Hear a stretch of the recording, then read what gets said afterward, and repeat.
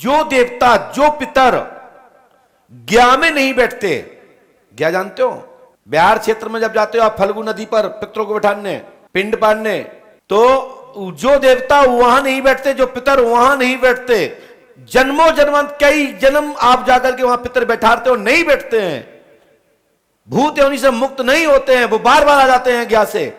उस अवस्था में श्रीमद् भागवत महापुराण का पाठ करवाइए, सत्ता है। इसमें प्रमाण भी आया श्रीमद् भागवत महापुराण में, धुंधकाली और गौकर्ण की कथा आपने सुनी होगी। एक प्रेत की कथा आप सुनते हैं, तो वह प्रेत श्रीमद् भागवत महापुराण से मुक्त हो गया। कई तीर्थों में जाओ, कई बार पूर्वज नहीं बैठते, तो उस अवस्था में श्रीमद् भागवत महापुराण ही अंतिम उपचार है। पंडोगर धाम में विशेषकर पूर्वजों को स्थान दिलाने का इसलिए काम करता है कि हम सब लोग अपने अपने पूर्वजों की संतान हैं। अपने पूर्वज क्यों बाहर बिलखते रोते फिरे? हम जो भोजन करते हैं उसको भी मानसिक रूप से ये कहते हैं, दादाजी आओ प्रसाद पाओ, आओ मेरे पूर्वजों प्रसाद पालो, भगवान को भोग लगाओ, पूर्वजों को प्रसाद खिलाओ, तो पूर्वजों की मुक्ति ऑटोमेटिक हो जाएगी और तुम्हारे पितृ तृप्त हो जाएंगे, संतुष्ट हो जाएंगे, खुश हो जाएंगे, आनंद से भर जाएंगे और आपको साधुवाद आशीर्वाद देंगे कि हमारे बच्चे लोग मुझे याद रखते हैं और मुझे मुक्त कराने के लिए तीर्थों में जाते हैं और पुराण कथा सत्संग कराकर मुझे गति प्रदान करा रहे हैं। खुश होकर के आपको साधुवाद देते हैं, आशीर्वाद देते हैं। फिर उनके आशीर्वाद से आप लोग फलते फूलते, तरक्की करते, उन्नति करते हैं। ये पूर्वजों की देन है कि आप लोग यहां बैठे। जब पूर्वज नहीं होते तो तुम्हारा जन्म भी नहीं होता। और कई हमारे परिवार के, अरे वो तो चाचा थे, उनके तो खुद बच्चे हैं, मैं क्यों करूं? अरे मेरे चाचा के बच्चे नालायक निकल गए तो क्या तुम भी निकल जाओगे? तो घर का कोई परिवार का नाती पोता संती कोई भी उनको जलपान करा देगा, उनका पिंडदान करा देगा, तीर्थ यात्रा करा देगा, तो आपको कई गुना आशीर्वाद प्राप्त होगा।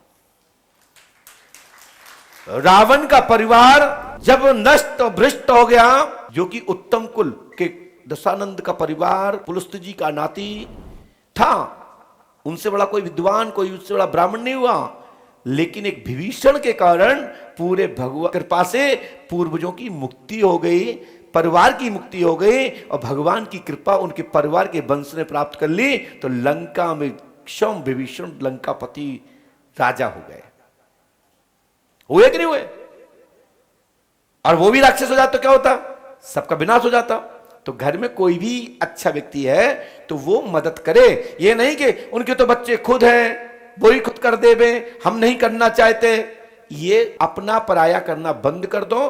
परिवार का आनंद और लाभ उठाना है, तरक्की पाना है, तो अपने पूर्वजों को भी जल पान और उनको तिल तिलांजलि इत्यादि देना चाहिए।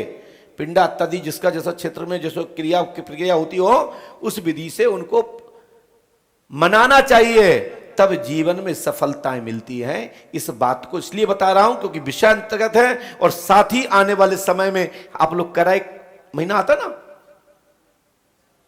तो उस दौरान आप लोग जल देते हैं, तो वहां दे दोगे तो क्या दिक्कत है?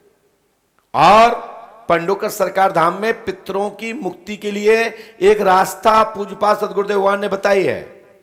उसके लिए समय आने पर पूर्वजों को यहां दर्शन कराया जाएगा, भूत योनि में है, उनकी सवारी बुलाई जाएगी और उनकी क्या चाहते हैं, क्या बैठना चाहते हैं या मुक्त होना चाहते हैं, उसका एक विधान पंडोकर धाम में चालू किया जा रहा है। ये पंडोकर धाम की घोषणा है और कुछ जल्दी से जल्दी पूरे दुनिया का केंद्र और शोध होगा इस विषय पर कि कोई भी मुक्त और सदगति दे सकता है तो पंडोकर सरकार दरबार देगा और आपके पूर्वजों से परिचय कराएगा।